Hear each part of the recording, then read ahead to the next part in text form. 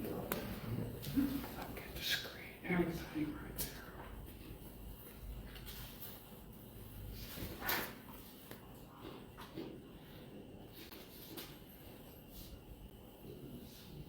They have swamp milkweed, mountain mint, cosmos, common milkweed, England sea oak. Mountain mint is fabulous. Big blue string, big blue, something, blue stem, Grass. Mexican hat, lace leaf coreopsis. And I can't read the top.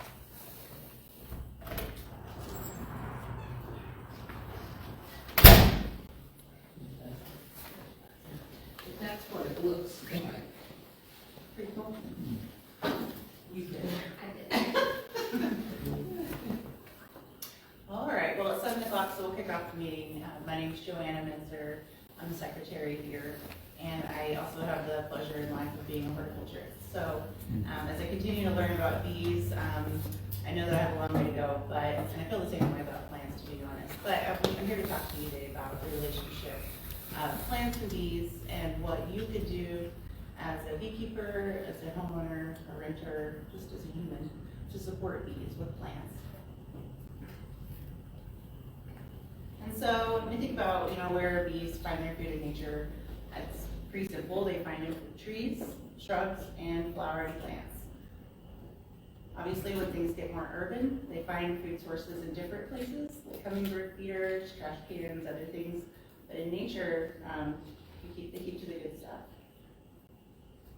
And so a question might be, well, why should I add pollinator plants to my lawn, or why should I think about that? And for me, the answer really is look around us and look at what's happening, and what we're having is a great loss of habitat. So with every building that goes up, that's just one less place for food and space for insects. And it's also important to keep in mind that beekeeping is a form of agriculture. So when you're a beekeeper, you are a farmer, and smart farmers make sure that their animals are well fed, and make sure that their animals are well taken care of, and that's just part of being a successful farmer.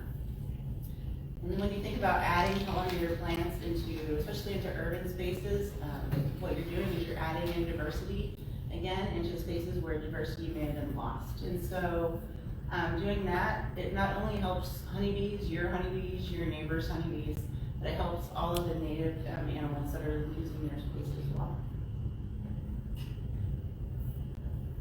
And so a question I've had, of course, what could I do? And for me, my situation has been that I've been a renter.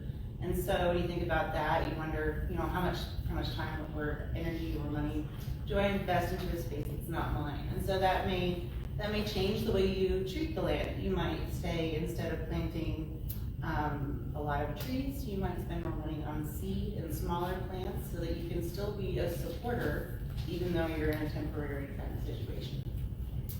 And so also it means you have to be realistic and think about how much money I have. Do I have? How much time do I have?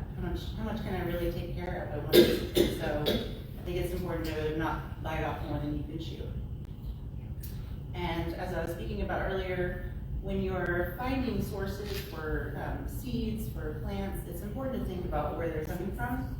And it's important to take a little time to do a deep dive on a plant if you're not familiar with it, and say, I'm going to look this plant up. I'm going to say, where does it come from?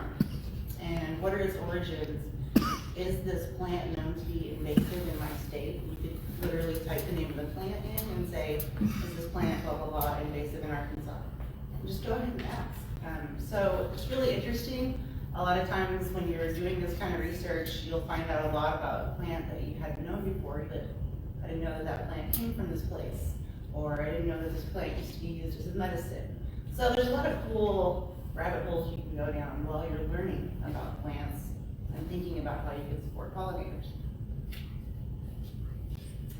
There are lots of guides along the way. And so this is just a screenshot of Grow Native.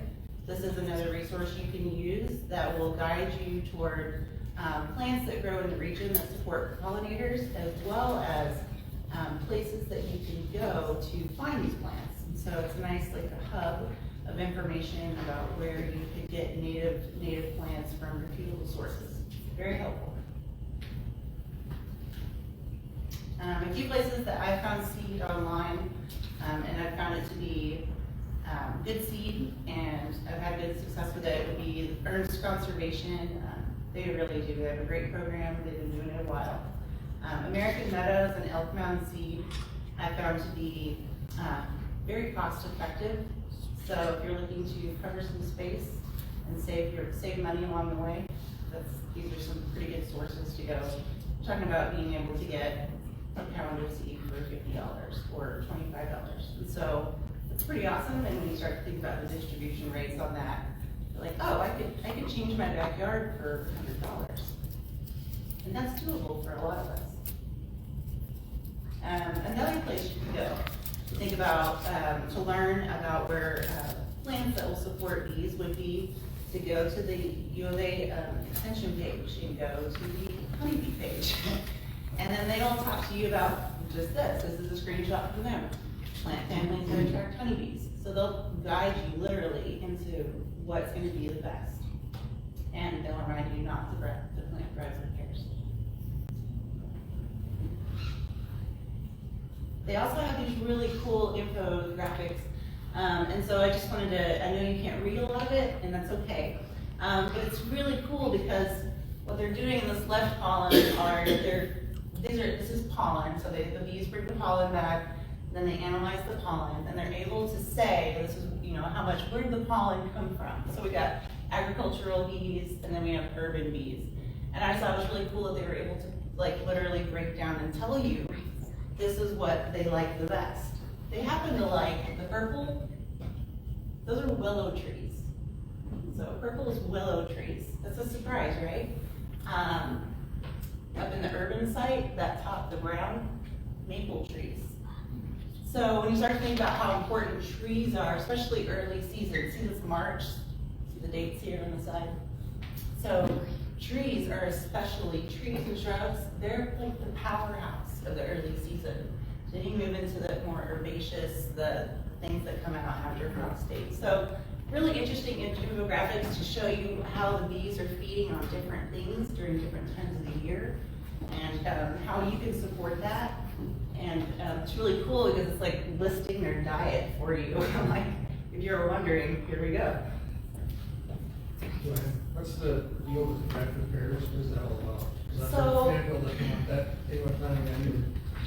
the deal with Bradford pears is that they were introduced, I want to say back in the 60s or something like, and they were a great landscape tree. They have a nice form. They have beautiful flowers, obviously, in the spring. And they were marketed when they were introduced here as being sterile.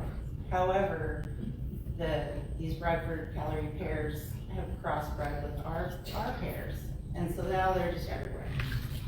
So we've got all the white blossoms you see lining the roadsides. It's really sad because those trees are not supposed to be there, and there's so many of them, and they're preventing a lot of the native trees from having that space. So it's kind of, to me, a little overwhelming each year to see the ocean, really, of white. So that's the deal with Bradford pears. They're not great, and they're taking over, just filling the woodlands. And so I wanted to talk to you about just a few specific plants, and I just wanted to highlight a few of them because I brought seeds tonight. So at the end of the meeting, feel free to stop by and you can grab some seeds to take with you. So I just want to talk about each of the selection of seeds that I brought. This one's cool, and I actually, to be honest, haven't tried it yet in Arkansas, so you can take an adventure with me. It's called Phacelia, and it's more common out west. It's an annual plant, so it spreads by seed, but it is known to be it's in the top 20, I've heard, of the favorite plants that bees love. It's really nectar rich.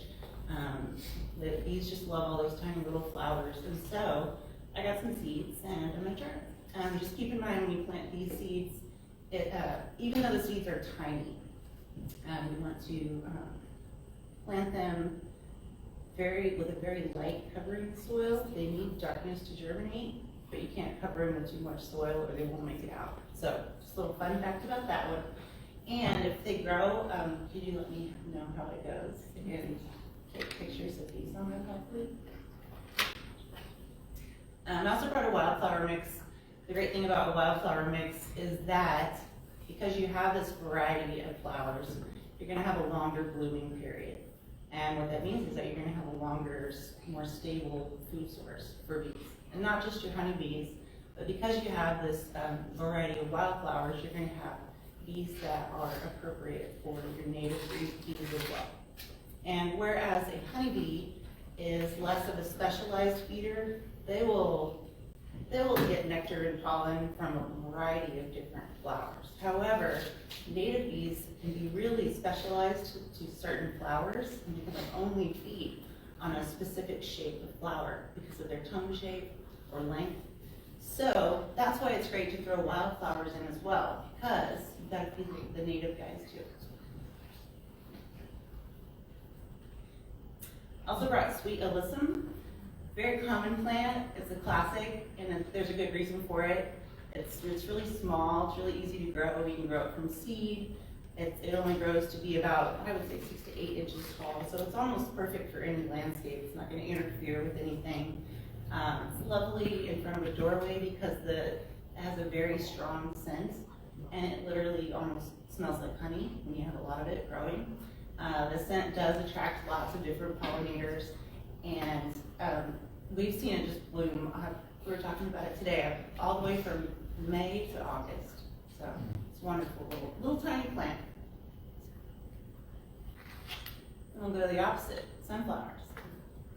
So sunflowers are great for the opposite reasons. They have these huge, robust flowers, and so when you think about a sunflower, think about all that power in there. There's a lot of pollen, there's a lot of nectar.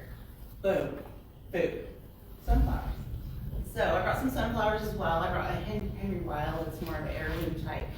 But it's interesting as well, they've done some studies that indicate that when bees feed on sunflower pollen, it strengthens them. It makes them have a greater immunity to diseases. They've even said makes them stronger against mites. So sunflowers are not just food, they're medicine. Barrage, it's a fun one. This one's a great little flower. It has these really neat down-facing blue flowers, and it's really known for being able to reload its nectaries fast. So a bee will come, feed on it, drink its nectar, and it will very quickly reload that nectarine.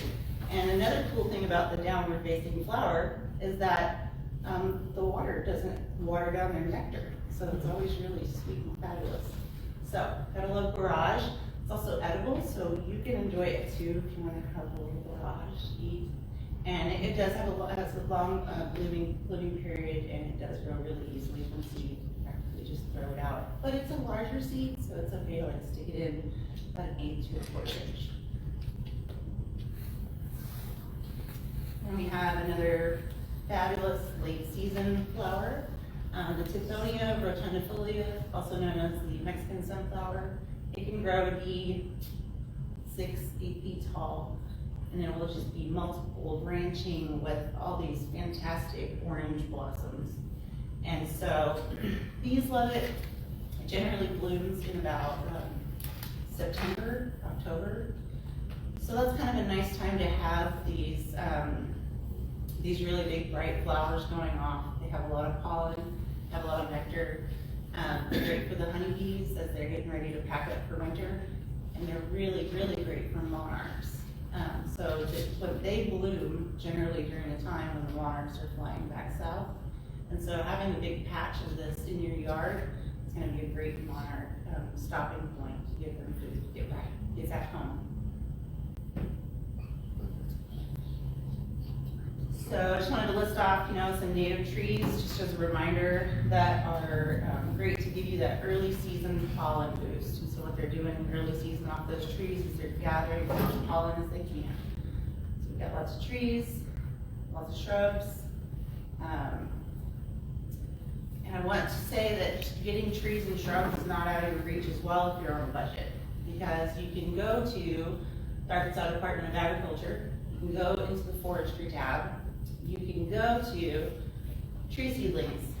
And what you can do is you can access our state's power to get you plants that are native. And so you can get little tree widths. So I just kind of give you a little snapshot of what you can get. And this is the price if you buy 40 of them or 100 of them. Here's if you buy 1,000 little tree widths. This is achievable for people on a budget. And there's a really great variety of things that you can get here. And so what you're going to be getting are little small year-old tree seedlings. And so if you're trying to fill space, if you're trying to create a change, and you're trying to do it on a budget, it's an idea.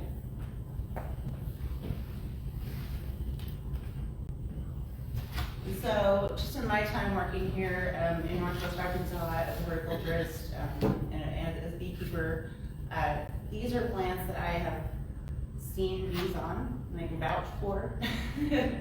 And man, they love them all. But I've noticed even in the spring, just they're going nuts over the henbit and the dead nettle right now. It's really entertaining, and all their little heads are bright orange because they're sticking them inside of those little shaped flowers. It's really adorable.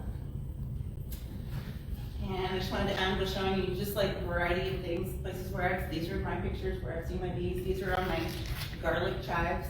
Herbs are great for bees. Herbs are great for pollinators. So go nuts with all the herbs in your yard that you want.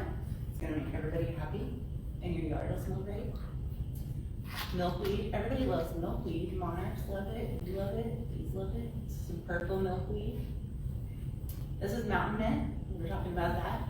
Tiniest little flowers, a patch of mountain mint is just amazing. I would equate it to an international airport. The traffic, the air traffic on mountain mint is incredible. And the variety of pollinators that you will witness if you have a patch of mountain mint is just awe-inspiring.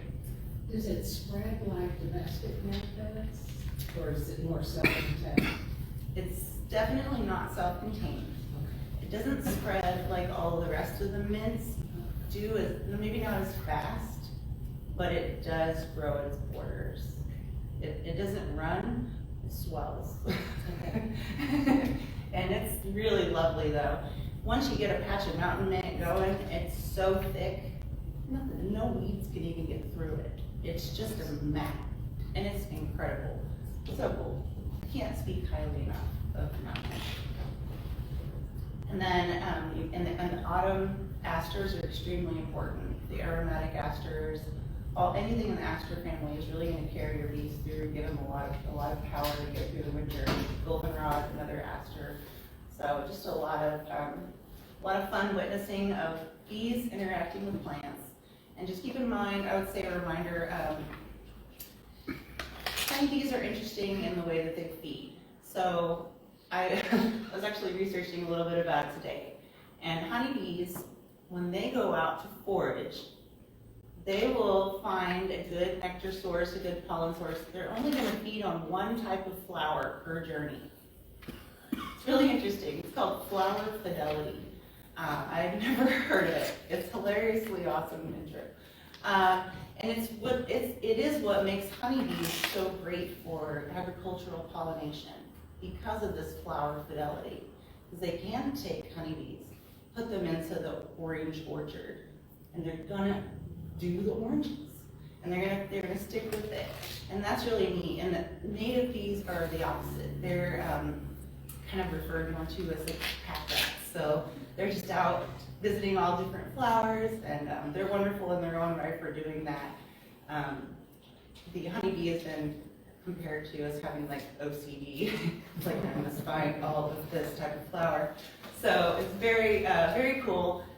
Just a little fun fact. And so that also makes it interesting and fun to think about is when you're planting for bees. If you're planting for honeybees, then you would want to think about planting things in larger patches because of the way their optics work, and they're looking for a larger patch of things altogether. They're more likely to disregard the stray here and there, whereas a native bee would probably dance around and hit all the little strays here and there. Honeybees are going for, they want the most back for their punch, they want the best food, and they want it, and they'll go farther to get it. They'll overlook closer things and travel a mile if they found something that's better. So just an interesting little fact that planting in patches is always a good idea. And it's a great idea for butterflies as well. If you think about the monarchs flying south or north, think about, they're away from the air. So if you have things sporadically planted, they're less likely to see that. But if you give them a bigger airstrip, they're like, oh, okay, I'm gonna go down here. So, just little fun facts. Oh, more interesting. So this is on sedum. So they even like sedum, stone crop, things like that. They'll go after that. They'll go after what some people might consider weeds on the right. That's called smartweed. So that just grows in the ditches. It loves the waterways. And so honeybees all over the place. It's really neat. Smartweed has white pollen, as you can see. And that's it. That's what we'll talk about. Love plants. And when you're finished tonight, feel free to stop by and grab some seeds on your way out. Thank you. Thank you. I have a question. Last year you gave us 2 plants. One I think was milkweed, but what was the other one? Do you remember? I gave mountain mint plants away. Okay. And now one of those has come back in my garden and the other one died, but it's spreading out. So which one is that? Probably mountain mint. Okay. Yeah. You can pinch off a little tiny little top of it and Okay. you'll know real quick. What I thought I'd do is, there's a place on the website, but people from the outside can't get into it. You've got to be a member. And most of the people that are calling are just members of the community.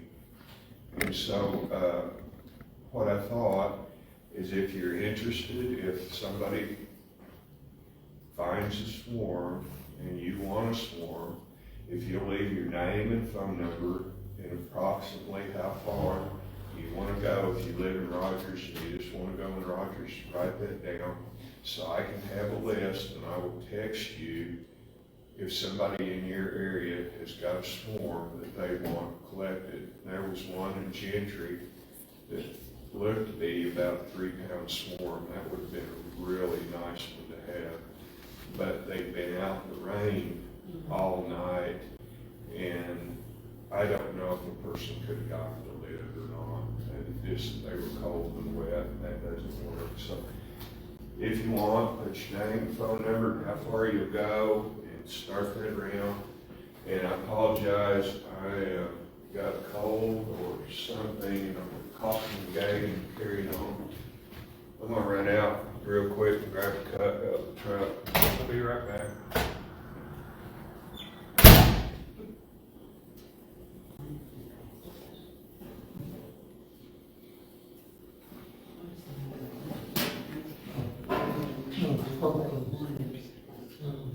Needs a little purple tinge. I keep it, I got my lunchbox and I keep it in there all the time. If my throat even feels like it's getting a couple shots, usually that's it.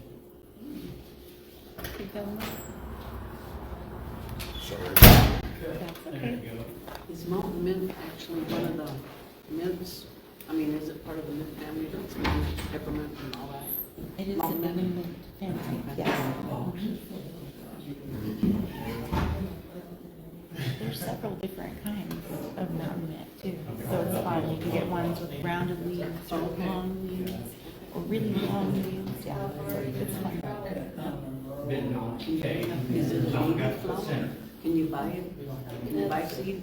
So, it's harder to find. Okay. You go into that Grow Native So the website, Ernst one? Ernst would have it. My sister used to be their stickers. Yeah, From Meadville, Pennsylvania, when I looked at the catalog, I'm going, it is there. I love it. It's so great. They got a huge operation. You can have about 2 miles of it. Very amazing. That's the old man. I love it. 30 If you years. see one of them, you can pick it out, and then they should. Just made me famous. You know, I worked there for 13 years, that's on the name. Right. Am I within where I need to be? Okay, go ahead and start it, Joe. You just go. You're good. Everybody, only got a couple. Bring it back over, please. Yeah, I did. Oh, well, let her do it, just have sense to me. You're good to go. It's already gone. Oh, it's going? Oh, sorry. We need a good editor. I appreciate Joe stepping up and making her presentation. I always enjoy, you can tell she doesn't like plants at all and stuff. And I enjoy her presentation. And it's all good information we need to know if we're going to keep bees. It really is. And she's kind of the go-to person around here for that. I did pass that about swarms and things. 'Tis the season, okay? We're gonna have to deal with swarms. It doesn't matter what you do or how you do it. It's bees' natural tendency to swarm. But we do our very best to kind of control it as best we can. So I wanted to talk a little bit about swarming tonight.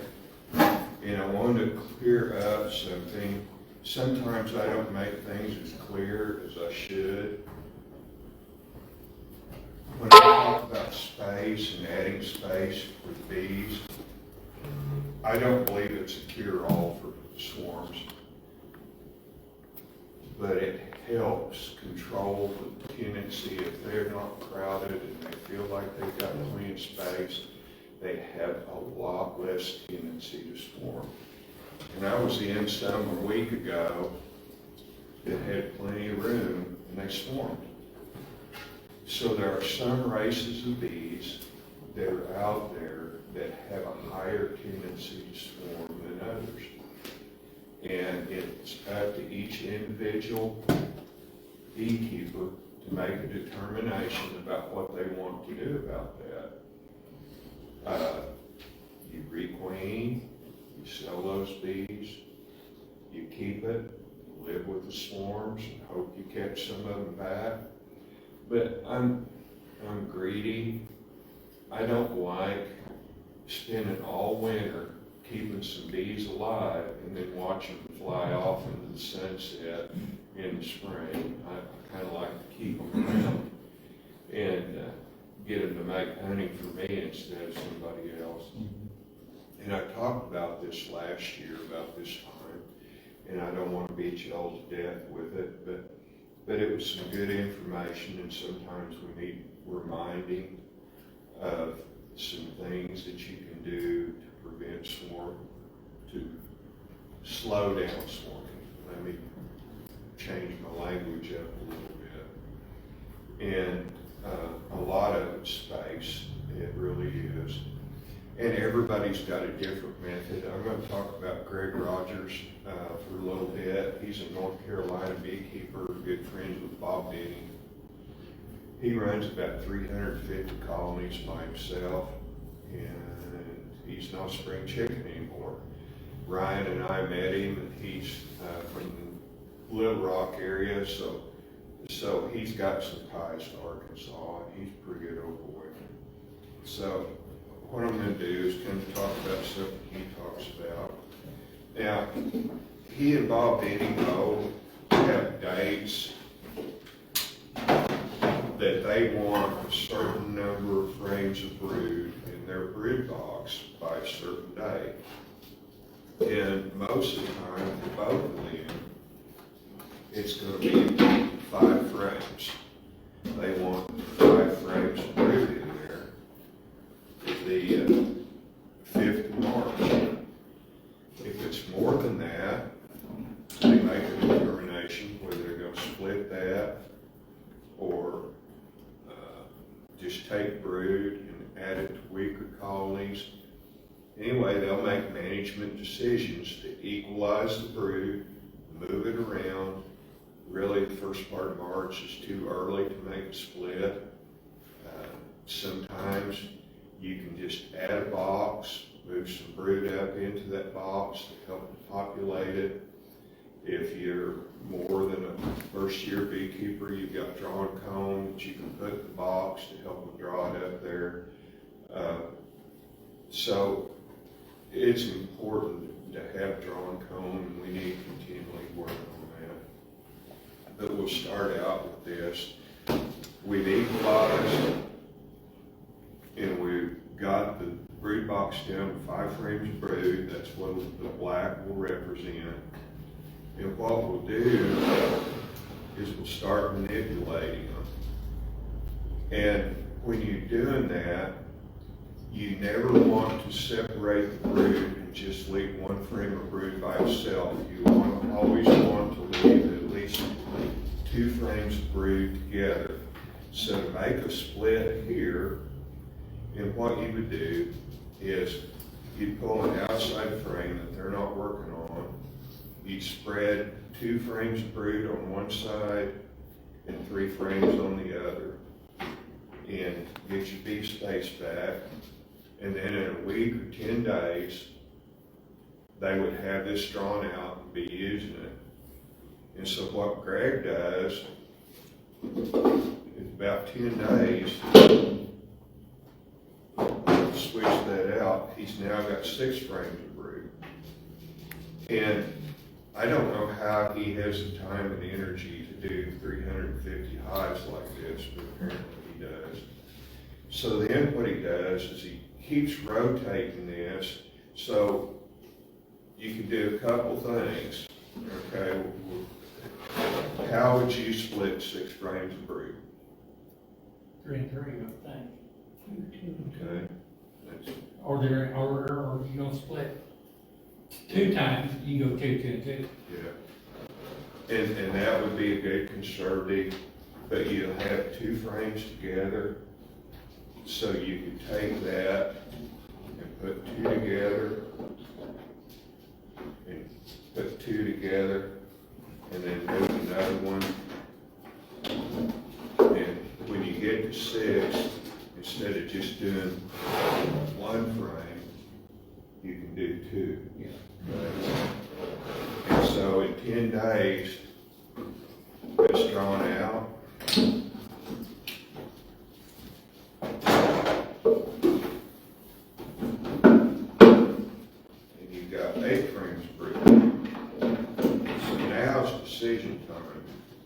That box is effectively full. And so you're either going to have to add a box, or you're going to have to pull some of this brood, put it somewhere else. By the time you get this done, you should be about this time of year, 1st April, something like that.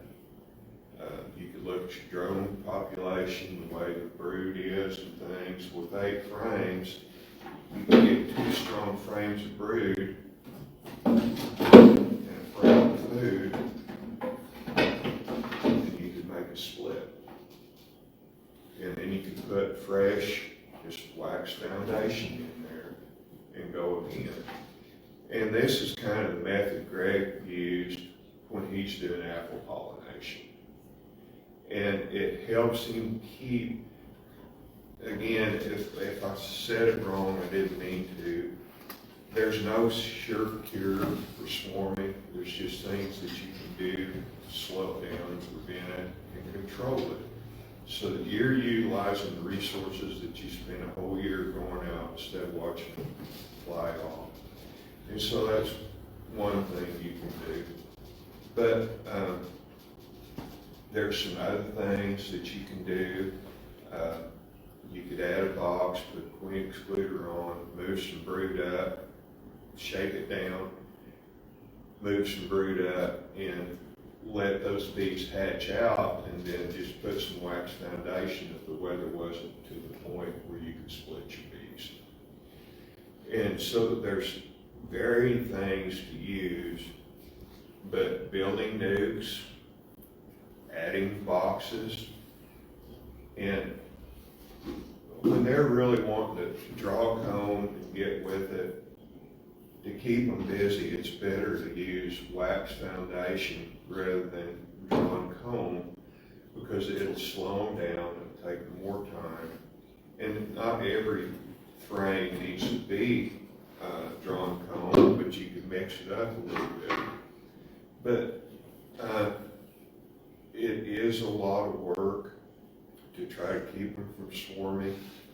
The Carniolans, they build up early, they want to swarm more typically.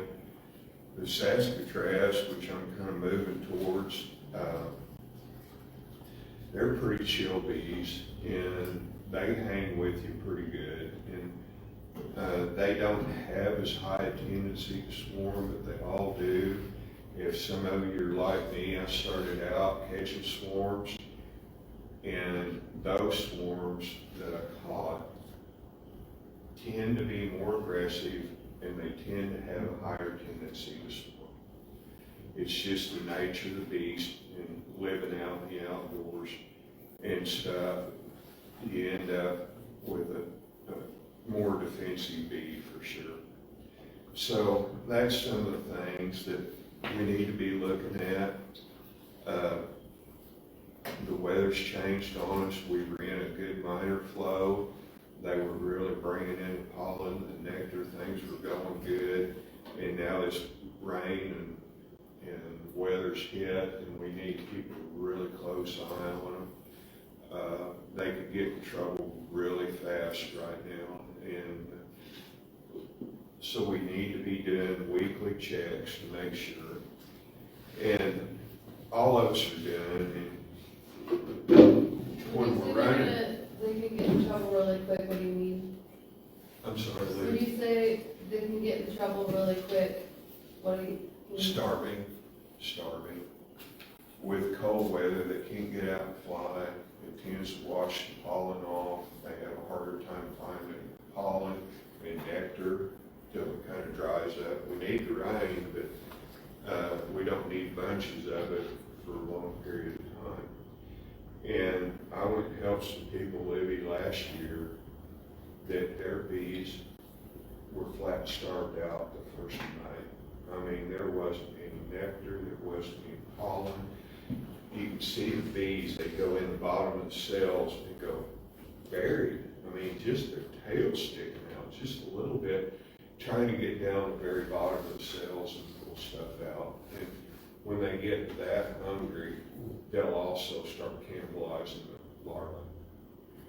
And so it's just things that you don't think about getting in trouble the 1st of May, but it's something that's why we do weekly inspections this time of year and stuff. And so another thing that I wanted to talk about, if we lift up the top box and there's queen cells down here, if they have a larva of queen jelly, royal jelly, not queen jelly, royal jelly in them, you may not be in too bad of trouble, but you're getting awful close. If they're capped, no matter what you do, those bees are going to swarm. It's just the nature of the beast. So the only thing you can do in that instance that I can think of is you go into the hive, you find the queen, you take her and the frame that she's on, you put it in a nuke, and you just live with the queen cells. And that's, once they get capped, they've already made up their mind to go. The queen slimmed down, they haven't been feeding her, she's gonna be ready to go. And so they'll be gone within 2-3 days after they've kept the cells. And so that's the only thing that I can think of right off the top of my head, unless somebody changes my mind, about what you can do if you find queen cap cells. If you just cut them off, you bought yourself a little bit of time, but they're still going to leave. So when you say put it in a nuke, you mean you keep that, like if it's a strong queen, you want to keep that queen? Queen from losing And then, her. but then the half of the colony will still leave. And it's a fake swarm. Bees that are still in the original hive. Yeah, Fake, you- that the queen is swarm. Yeah, you won't lose half your bees that way. All you're doing is you're making a nuke with the original Okay. queen to save her genetics. You put a frame of food in there, the frame that's a couple of frames, you don't even want foundation in there or drawn comb. Just put wax foundation in, make them work and shake off some bees and stuff. And then they'll hatch a queen, you'll cut down a few queen cells until you get the two best looking ones. Excuse me.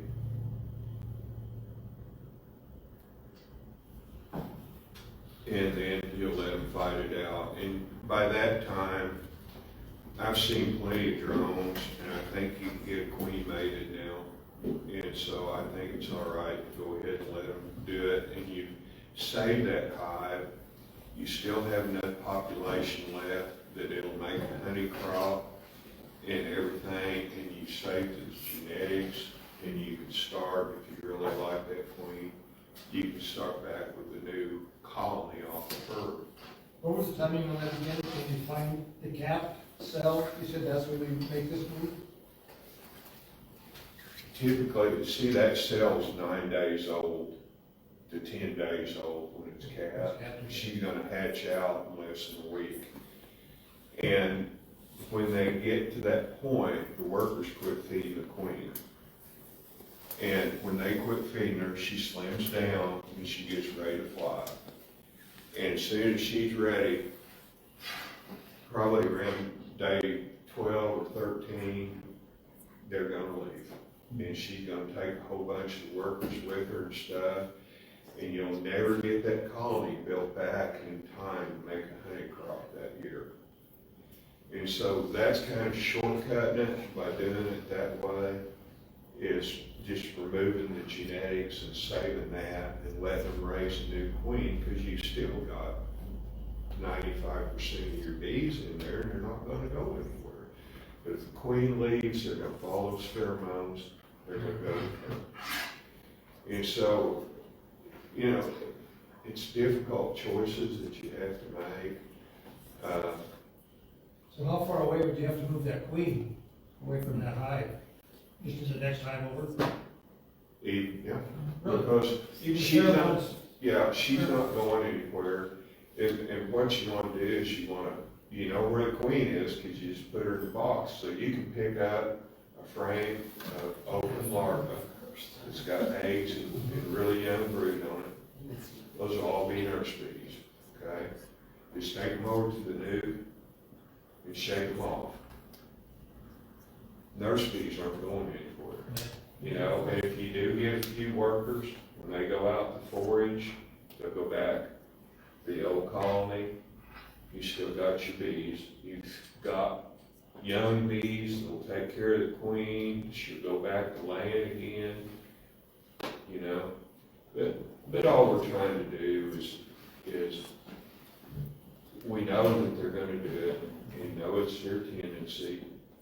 And we're trying to save the power that we've raised and gotten this far, because by the time we get to the 1st of April in a normal year, I mean, we're just right there on the edge of the major pollen and nectar flow.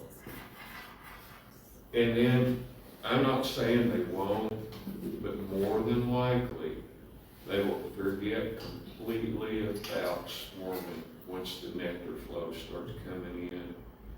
They're gonna be too busy filling those cells with nectar and just, Did you say earlier that you kind of make them think that the queen took off and did a swarm already? By taking her out and putting her in a nuke, yes, ma'am. you make the rest of them think, oh, she's done it. Yeah. Okay. And the reason you've got queen cells in there, you pick out your best. If you wanna leave 3, they'll duke it out, and one of them will come out. But I wouldn't leave 5 or 6 in there, you know. If they make 5 or 6, why wouldn't you leave 5 or 6? I don't, I'm not Because even- you'll have birds in swarms, Libby, if you get too many. Been there, done that. They won't take a whole lot of bees with them at one time, but I guarantee it, those virgins are gonna take bees with them if they leave. Okay. And so, that, you wanna get it down to the amount that's why normally it's just 2 even.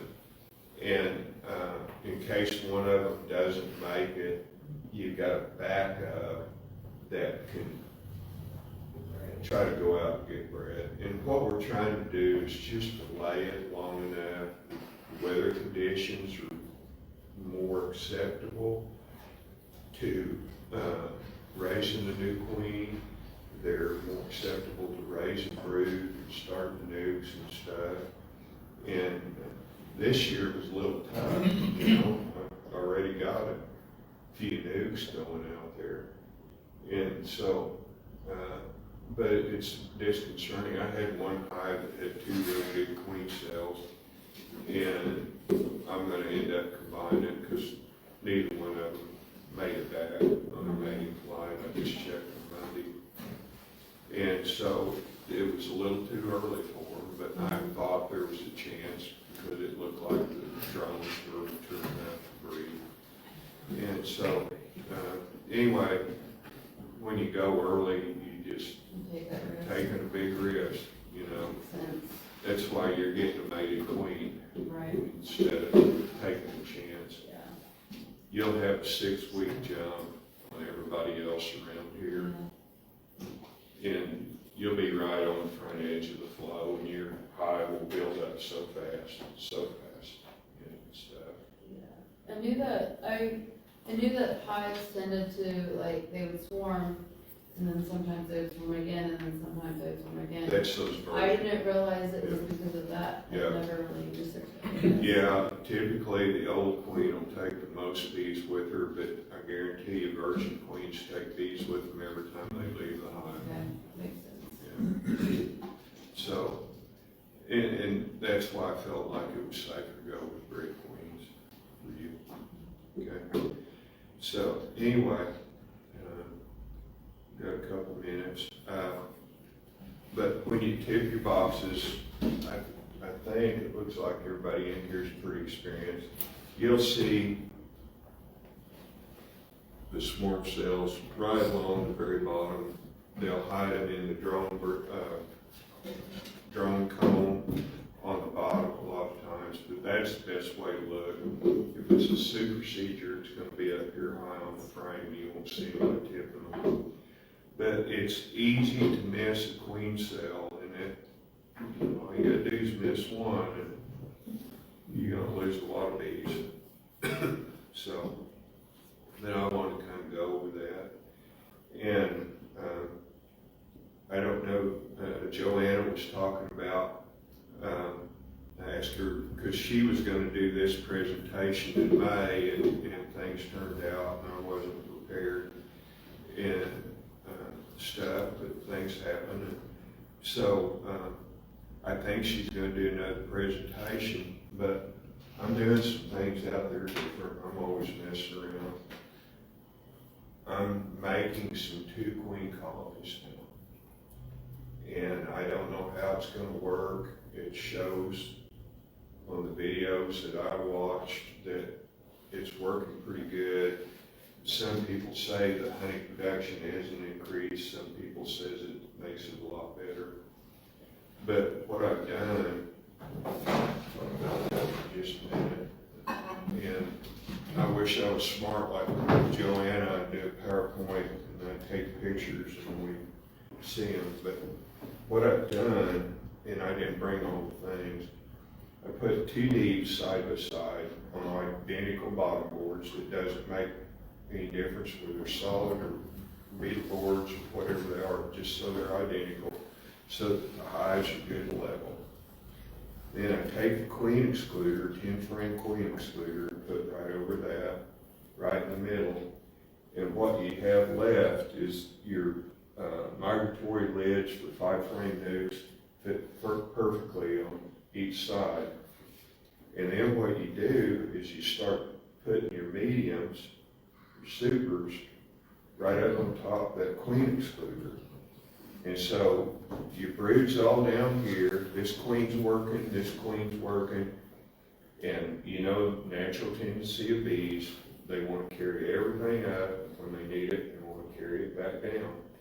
So we'll see how it works. 2 of them are working really well. I had 1 week, and so I wasn't able to get the third one going quite yet. But it's going to be an interesting experiment. But there's a lot of data out there that shows these 2 queen hives are performing better than single queen hives. And if you lose a queen, you still got a queen. And so that's an advantage too.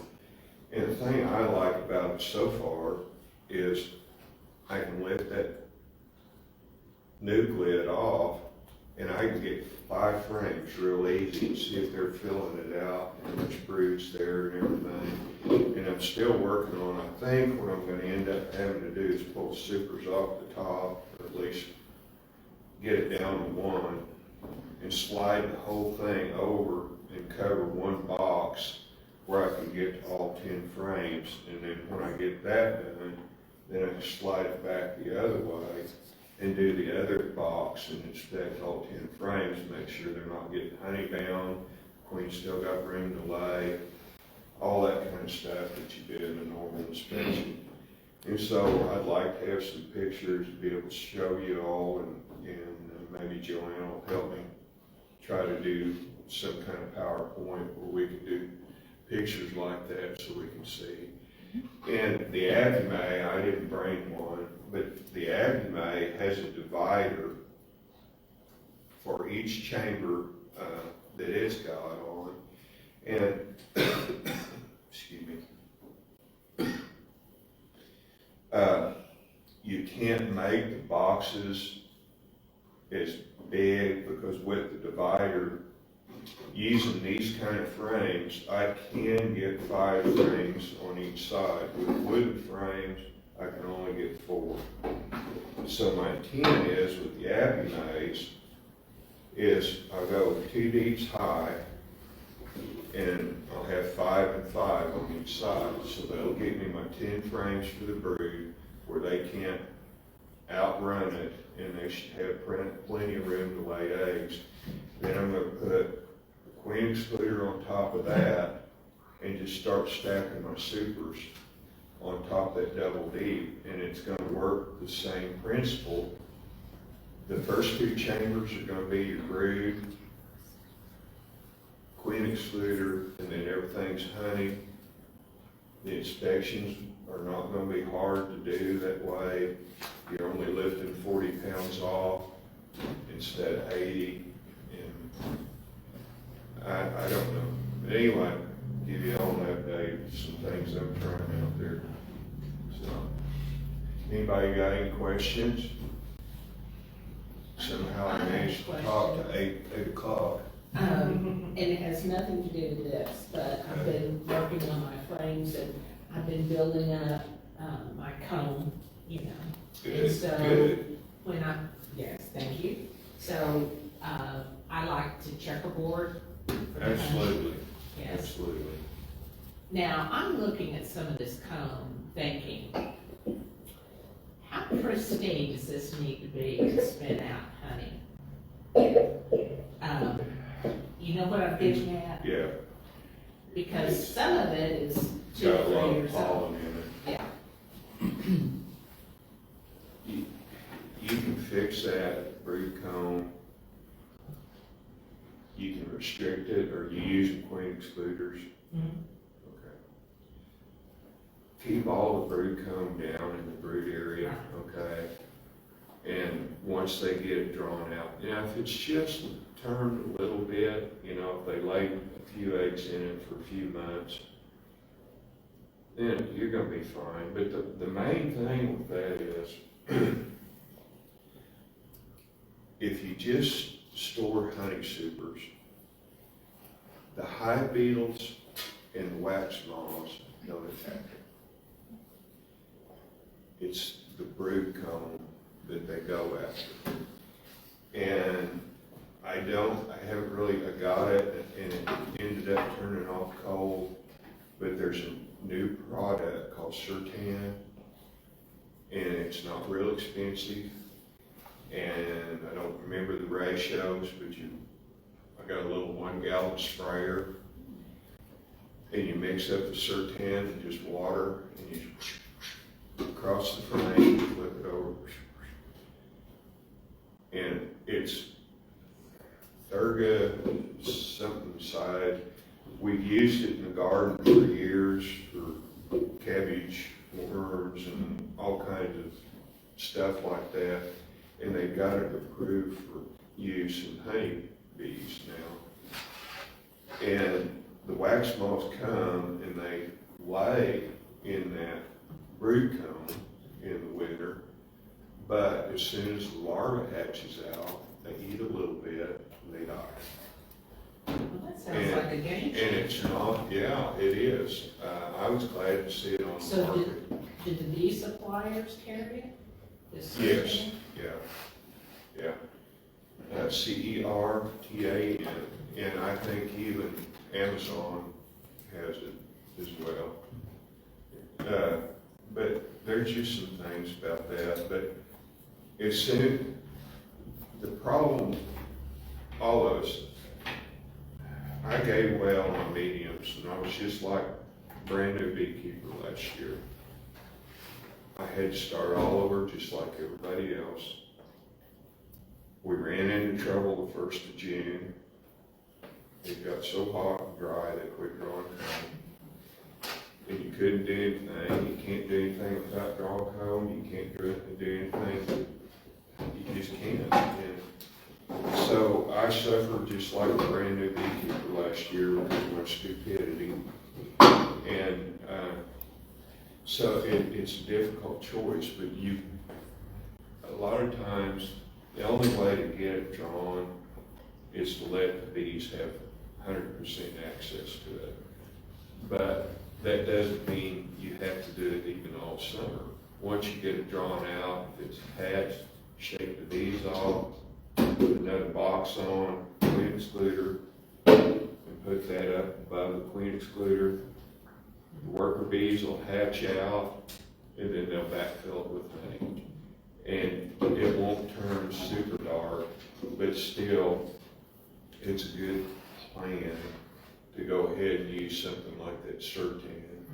And what happened by the time I found out about it, I got it, the reason I didn't use it is it got really cold.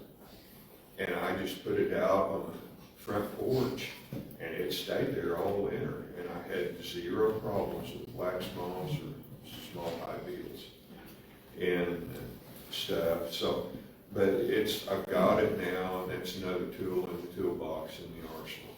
So that probably didn't answer your question, did it?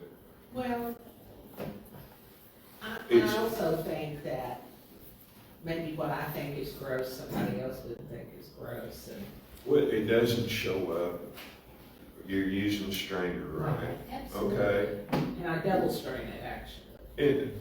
We've all got strainers, so if you do get a piece of pollen or a bee part or something like that, when you extract it, it goes out of the extractor into your bucket, into your screen. Your siev's gonna take care of all that, and it's not gonna be anything but just pure honey. You're gonna get some wax, maybe, depending on the size of the opening that you use, and stuff. But people don't notice it. They just don't. You know, if you start putting wings and adjuvants and stuff like that in bottles. Well, they might notice. Yeah, I think they might, you know. There's some people that ask, do you have raw honey, and they want to look at the honey, they want to see if there are bee parts or wings or complexes and then some people like it because it's quote unquote raw honey. Now, what I do, I'll take my frames and I'll put them in the freezer, I do mine as well, yes. 3 days. Yeah, That's a pull good the plan, sun out too. tomorrow, let them come up, put in my new wax, they're going right back in the home. But I cleaned out a whole bunch of the old gross, you wouldn't even want to touch it. What, have you got queen markers? I don't want to talk to you. I've got a set of queen markers and there's a different color for every year. Right. Okay? What you can do, and they're not too expensive, just take on the end bar and mark the year that you put them in service. And then if it was red, when you get back around to the red year, you know you need to make some news and let somebody else have them down the road and you put Good fresh. idea. You know. So try to trade them out every 4 years and they won't be super gross that way. They just, anybody else got anything? Oh, you gotta talk about money now. Alright.